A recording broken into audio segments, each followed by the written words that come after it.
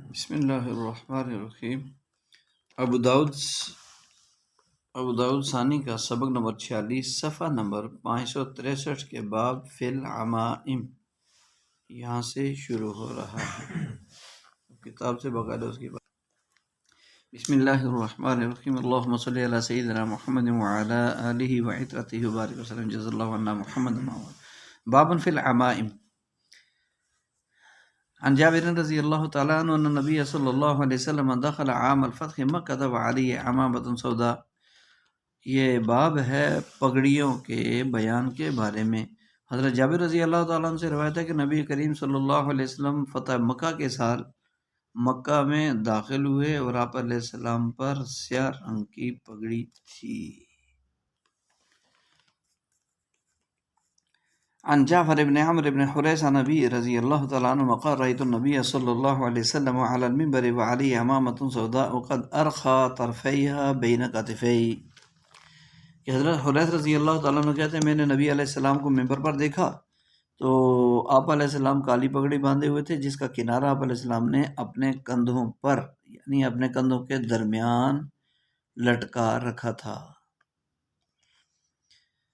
عن ابی جعفر ابن محمد ابن علی ابن رکانہ عن ابی ان رکانہ رضی اللہ عنہ صارع النبی صلی اللہ علیہ وسلم فصرعه صارع النبی صلی اللہ علیہ وسلم فصرعه النبی صلی اللہ علیہ وسلم قال رکانہ ربا سمعت النبی صلی اللہ علیہ وسلم یقول فرق ما بیننا و بین المشرکین العمائم علی القلانس،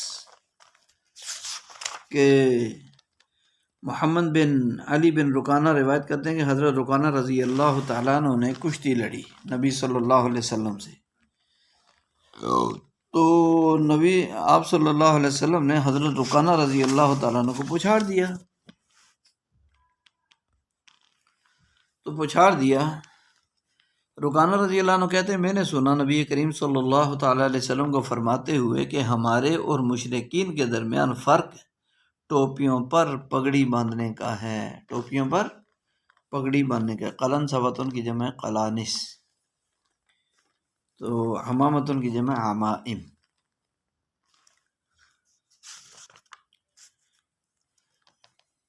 حدثنا شیخ من اہل المدینہ قال سمعت عبد الرحمن بن عوف رضی اللہ تعالی عنہ یقول عممانی رسول اللہ صلی اللہ علیہ وسلم فسد لها من بین یدی ومن خلفی، کہ حضرت اہل مدینہ کے ایک شیخ کہتے ہیں میں نے حضرت عبد الرحمن بن عوف رضی اللہ تعالیٰ عنہ کو کہتے سنا کہ رسول پاک علیہ السلام نے مجھے امامہ باندھا، آپ علیہ السلام نے اس کا شملہ میرے آگے اور پیچھے دونوں جانب لٹکایا، یعنی جب پگڑی باندھتے ہیں اس کے دونوں کناروں پر کچھ کپڑا بچ جاتا ہے تو وہ اس کو شملہ کہتے ہیں، وہ ایک آگے اور ایک پیچھے لٹکا دیا۔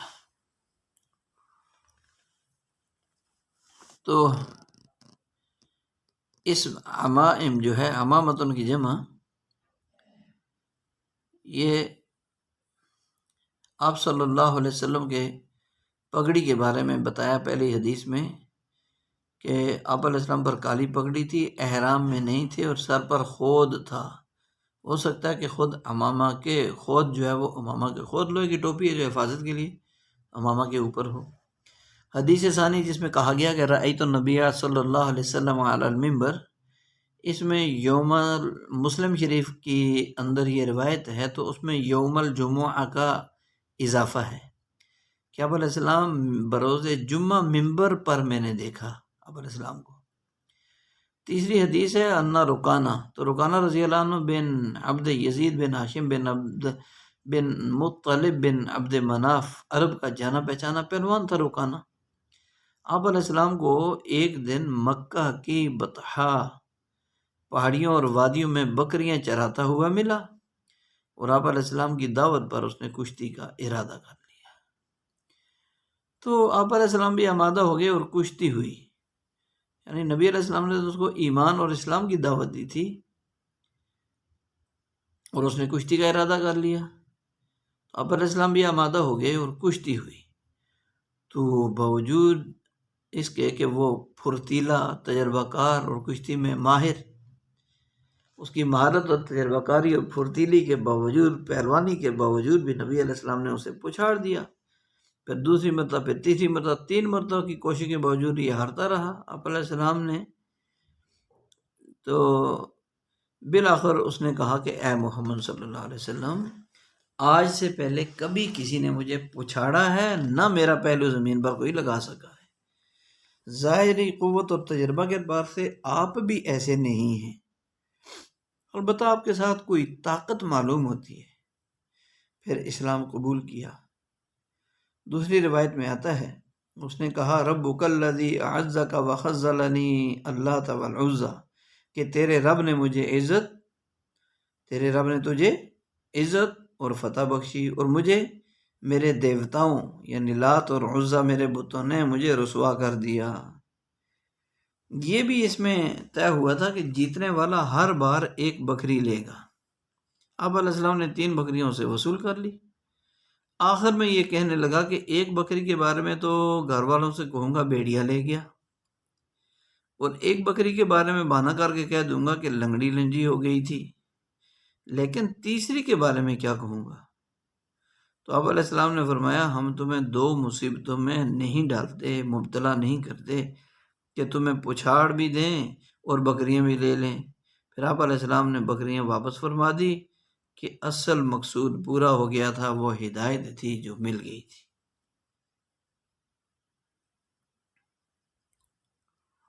تو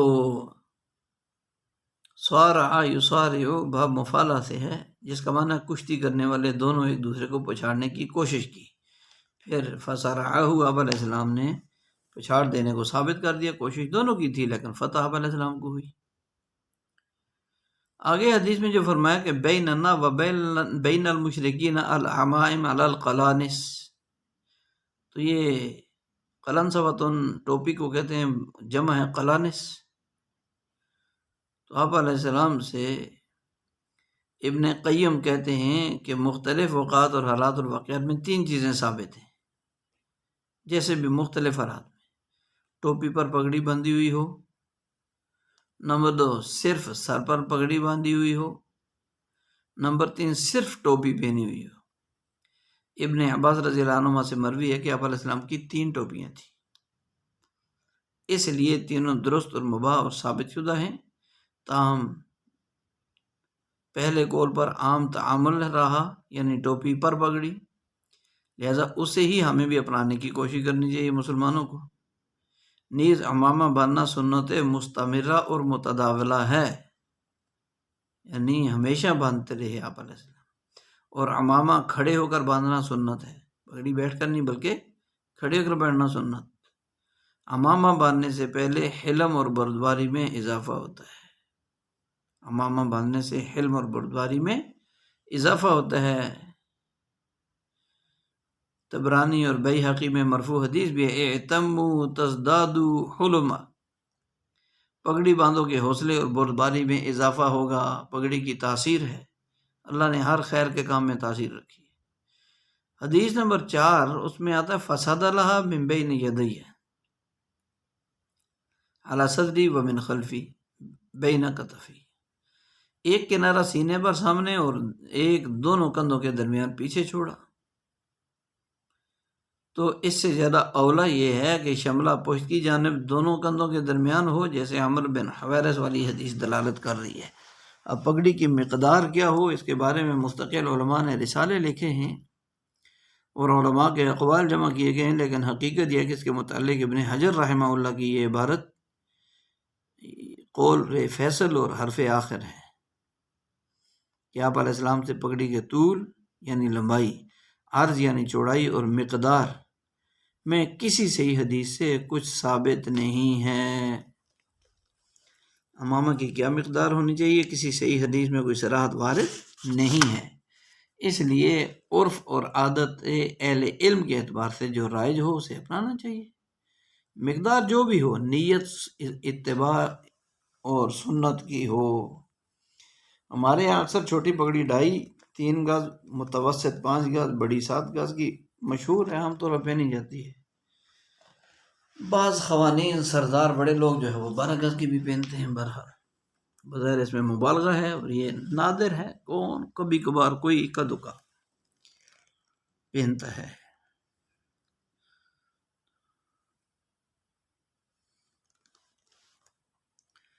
یہ باب ہے فی حل الازرار، بٹن کھلے رکھنے کا بیان۔ حدثنا ابی حدثني معاوية بن قرة حدثنا ابی قال اتيت رسول الله صلى الله عليه وسلم في راحة من مزينة فبايعناه وان قميصه لمطلق ازرار، قال فبايعته ثم ادخلت يدي في جيب قميصه صلى الله عليه وسلم فمسست الخاتم، قال عروة فما رأيت معاوية ولا ابنه قط إلا مطلقي أزرارهما في شتاء ولا حر ولا يزرران أزرارهما أبدا۔ کہ حضرت قرہ رضی اللہ تعالیٰ عنہ کہتے ہیں کہ میں آیا رسول پاک علیہ السلام کے پاس قبیلہ مزینہ کی ایک جماعت میں، پھر ہم نے آپ علیہ السلام سے بیعت کی۔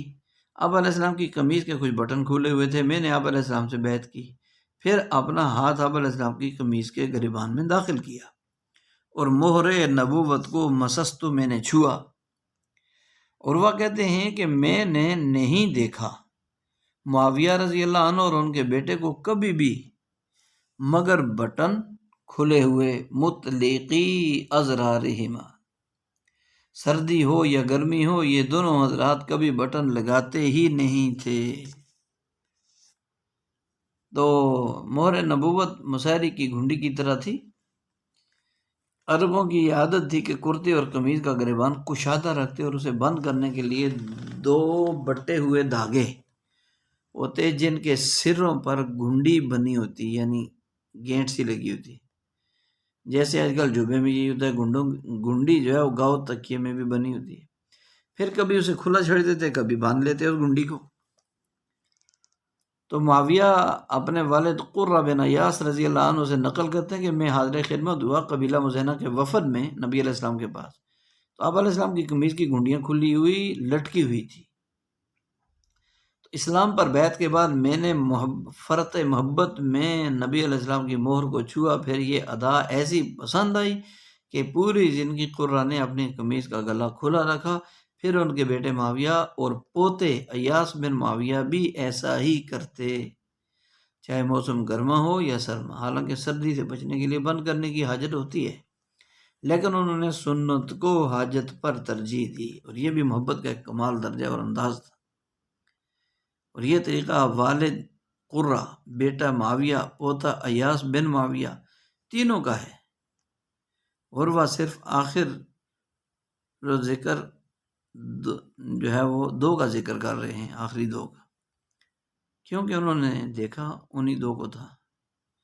تو گریبان کے بٹن بند رکھنے کا حکم علیہ السلام کی عادت مبارک اکثر گریبان بند رکھنے کے لیے، کبھی کبھار کھلا بھی رکھتے تھے، اس لیے اکثری عمل بند کرنے کا ہے۔ کبھی کبھار فخر تکبر کے بجائے اتباع کی نیت سے کھلا بھی رکھ لینا چاہیے کہ اللہ تعالیٰ کو اپنے محبوب صلی اللہ علیہ وسلم کی ہر ادا محبوب ہے، جس کی پیروی ہم سے مطلوب اور محمود ہے۔ باب فی التقنع، سر ڈھانپنے کے بارے میں یہ باب ہے۔ قال الزہری قال عروہ قالت عائشہ رضی اللہ تعالی عنہ بیننا نحن جلوس فی بیتنا فی نخلا فی نحر الظہیرۃ قال قائل لأبی بکر رضی اللہ تعالی عنہ هذا رسول اللہ صلی اللہ علیہ وسلم مقبلا متقنعا فی ساعة لم يكن يأتينا فيها فجاء رسول اللہ صلی اللہ علیہ وسلم فاستأذن فأذن له فدخل۔ ام المؤمنین عائشہ صدیقہ رضی اللہ تعالیٰ عنہ کہتی ہیں ہم اپنے گھر میں گرمی میں عین دوپہر کے وقت بیٹھے تھے، اسی دوران ایک کہنے والے نے ابوبکر رضی اللہ عنہ سے کہا یہ رسول اللہ صلی اللہ علیہ وسلم سر ڈھانپے آ رہے ہیں، ایسے وقت میں جس میں آپ نہیں تشریف لاتے۔ چنانچہ آپ علیہ السلام آئے اور اندر آنے کی اجازت مانگی، ابوبکر رضی اللہ عنہ نے آپ علیہ السلام کو اجازت دی تو آپ علیہ السلام اندر تشریف لے آئے۔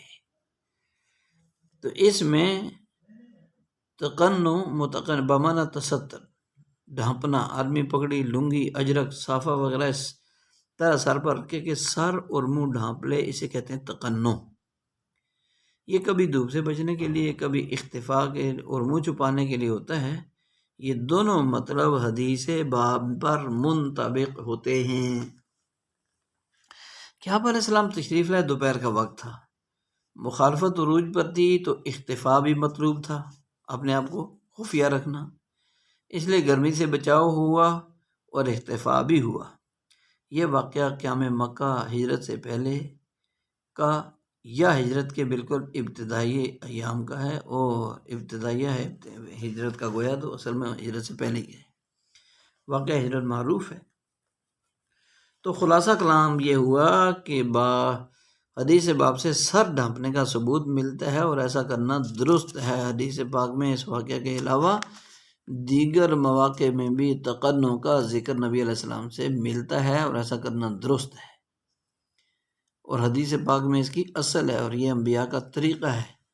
اب ہم اس کی جگہ ایک اور رواج پکڑ رہے ہیں کہ گرمی سے بچنے اور تقنع کے لیے کتاب اور کاپی سے مدد لیتے ہیں، حالانکہ یہ تو پڑھنے کے لیے ہیں، اوڑھنے کے لیے، دوپٹہ بنانے کے لیے، گلے میں لٹکانے کے لیے نہیں ہیں۔ گلے میں ستر کرنے کے لیے، حجاب کے لیے تو کپڑا ہے۔ یدنین علیہن من جلابیبہن، یہ ہے تو قرآن میں، لیکن یہ نہیں ہے یرفعن قراساتہن و کتابہن علی الراس، کہ اپنی کاپیوں اور کتابوں کو سر پر رکھتی تھی، یہ نہیں ہے۔ اللہ ہمیں اس کی سمجھ عطا فرمائے۔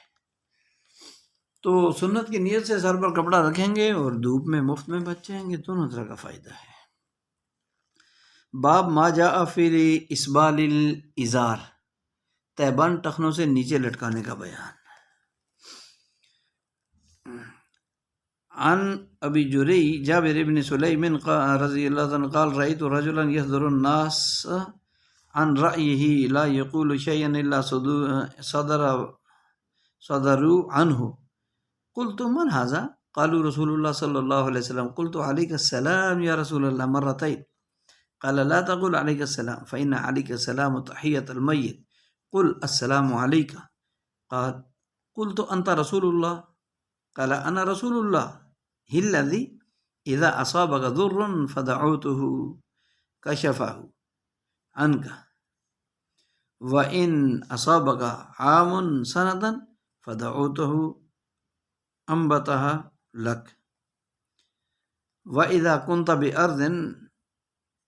أرض كفر أو فلاة فصلت راحلتك فدعوته ردها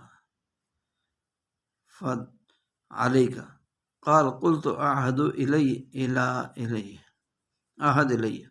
قال لا تصبن أحدا، قال فما سببت بعده حرا ولا عبدا ولا بعيرا ولا شاة، قال ولا تحقرن شيئا من المعروف وإن تكلم أخاك وأنت منبسط إليه وجهك، إن ذلك من المعروف، وارفع إزارك إلى نصف ساق فإن أبيت فإلى الكعبين، وإياك وإسبال الإزار فإنها من المخيلة، فإن الله لا يحب المخيلة، وإن امرؤ شتمك وعيرك بما يعلم فيك فلا تعيره بما تعلم فيه فإنما وبال ذلك عليه۔ کہ حضرت ابو جری جابر بن سلیم رضی اللہ تعالیٰ عنہ کہتے ہیں کہ میں نے ایک آدمی کو دیکھا قبول کرتے ہیں لوگ اس کی رائے کو، کہ لوگ اس کی رائے کو کیا کرتے ہیں؟ قبول کرتے ہیں۔ جب بھی وہ کوئی بات کہتے ہیں لوگ اس کو تسلیم کرتے ہیں، وہ نہیں کہتے کوئی بات مگر لوگ اس کو تسلیم کرتے ہیں۔ تو میں نے پوچھا کہ یہ کون ہے؟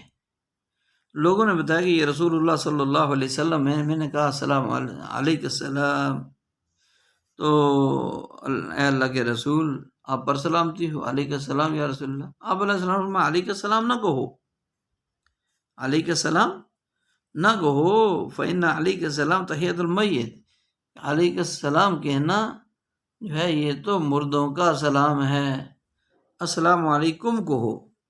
قال راوی کہتے ہیں کہ میں نے کہا آپ اللہ کے رسول ہیں، فرمایا میں اس اللہ کا رسول ہوں کہ الذی اصابک، کہ جب تمہیں بھیجا ہوا رسول ہوں کہ جب تمہیں کوئی ضرر لاحق ہو تو تم اسے پکارو، وہ تم سے اس ضرر کو کیا کر دے گا؟ دور کر دے گا۔ فَدَعَوْتَهُ أَنْبَتَهَا لَكَ، اور جب تم پر کوئی قحط سالی آ جائے، اصابک عام سند ہے، تو تم اس کو پکارو گے تو وہ قحط سالی کو کیا کرے گا؟ تمہیں گلا دے گا۔ اور جب تم کسی چٹیل میدان میں یا زمین میں یا میدان میں ہو، پھر تمہاری اونٹنی گم ہو جائے، تم اسے پکارو تو وہ اسے لے آئے گا، تم اس کو پکارو وہ اسے لے آئے گا، یعنی تم پھر نماز پڑھو، نماز پڑھ کے جو ہے تو تمہارے پاس لے آئے گا۔ میں نے کہا نصیحت کیجئے، میں نے کہا مجھے عہد کہ مجھے نصیحت کیجئے۔ آپ صلی اللہ علیہ وسلم نے فرمایا کسی کو بھی گالی نہ دو۔ اس کے بعد سے میں نے کسی کو گالی نہیں دی، اس کے بعد سے میں نے کسی کو گالی نہیں دی، نہ آزاد کو، نہ غلام کو، نہ اونٹ کو، نہ بکری کو۔ اور آپ علیہ السلام نے فرمایا کہ کسی بھی بہلائی کے کام کو معمولی نہ سمجھو، اور اگر تم اپنے بھائی سے خندہ پیشانی سے بات کرو، منبسط الیہ وجہک، تو یہ بھی بھلے کے کام میں، بہلائی کے کام میں داخل ہے، شامل ہے۔ ورفع ازارک، اور اپنا تیبان کو ٹخنوں سے اوپر رکھو، اپنا تیبان نصف پنڈلی تک اونچا رکھو۔ اگر تو اس سے انکار کرے، اتنا یعنی اتنا نصف پنڈلی تک نہ ہو سکے تو پھر ٹخنوں تک رکھو، اور اپنے تیبان کو ٹخنوں سے نیچے لٹکانے سے بچو، ایاکا بچو، فإنہا من المخیلۃ، کہ یہ غرور اور تکبر کی بات ہے، اور اللہ تعالیٰ غرور تکبر والوں کو پسند نہیں فرماتے۔ اور اگر کوئی آدمی تمہیں گالی دے اور تمہارے اس عیب سے تمہیں عار دلائے، شرمندہ کرے جسے وہ جانتا ہے، تو تم اسے اس عیب سے عار نہ دلاؤ جسے تم جانتے ہو، کیونکہ اس کا وبال تو اسی پر ہوگا، اس کا وبال تو اسی پر ہوگا، اس کو عار مت دلاؤ۔ عن سالم بن عبد الله رضی اللہ عنہ مع نبی قال قال رسول اللہ صلی اللہ علیہ وسلم من جر ثوبه خيلاء لم ينظر الله إليه يوم القيامة فقال ابو بکر ان احد جانبی ازاری یسترخى الا ان تعاهد ذلك منه قال لست ممن يفعله خيلاء، کہ عبداللہ بن عمر رضی اللہ عنہ کہتے ہیں رسول پاک علیہ السلام نے فرمایا کہ جو کوئی آدمی غرور اور تکبر سے اپنا کپڑا گھسیٹے گا، اللہ اس سے قیامت کے دن نہیں دیکھے گا، یعنی نظر رحمت کی۔ ابو بکر رضی اللہ عنہ نے کیا میرے تیبان کا ایک کنارہ لٹکا رہتا ہے، تو جبکہ میں اس کا بہت خیال بھی رکھتا ہوں۔ آپ علیہ السلام نے فرمایا تم ان میں سے نہیں ہو جو غرور سے یہ کام کرتے ہیں، تم ان میں سے نہیں ہو۔ جو احادیث ہم نے پڑھی اور سنی ہیں، اللہ تعالیٰ ان احادیث کی سمجھ اور ہمت اور توفیق عطا فرمائے۔ پہلے بات چل رہی تھی زائد کپڑا رکھنے اور سر ڈھانپنے کے بارے میں، اب اس کے برعکس اسفل کا ذکر ہے، یعنی ٹخنے چھپا سکتے ہیں یا نہیں۔ دوسرے لفظوں میں یوں کہیں کہ گلی اور بازار میں اپنے پوچھل کے ذریعے جھاڑو لگا سکتے ہیں یا نہیں۔ تو تیبند، دھوتی، لنگی، برقع، پائچے اتنے نیچے لٹکائیں کہ ٹخنے چھپ جائیں، بلکہ جوتی کی ایڑی بھی محفوظ رہے، یہ عورتوں کے لیے ہے۔ اور تکبر کے طور پر جان بوجھ کر اگر مرد ایسا کریں گے تو یہ گناہ ہے، مکروہ تحریمی یعنی حرام کے قریب ہے۔ عورتوں کا پاجامہ شلوار وہ تو ٹخنوں سے نیچے رہے گا تاکہ ٹخنے چھپے رہیں، لیکن مردوں کے لیے کیا ہے، اعلیٰ درجہ نصف پنڈلی تک ہے، اور اگر ایسا نہ ہو تو پھر ٹخنوں سے اوپر تک رہے، ٹخنوں سے نیچے نہ جائے، ٹخنے کسی صورت میں نہ چھپے۔ اگر کوئی آدمی لاپرواہی، غفلت اور بے التفاتی، بے توجہی کی وجہ سے ایسا کرتا ہے تو یہ پہلی صورت سے یعنی مکروہ تحریمی والی اور گناہ والی صورت سے ذرا خفیف ہلکا درجہ ہے، یعنی مکروہ تنزیہی ہے، لیکن بچنا اس سے بھی ضروری ہے کیونکہ بری عادت یہ بھی ہے، نیچے لٹکانا یہ مکروہ تنزیہی پھر بھی ہے۔ سبحان ربک رب العزۃ عما یصفون وسلام علی المرسلین والحمد للہ رب العالمین۔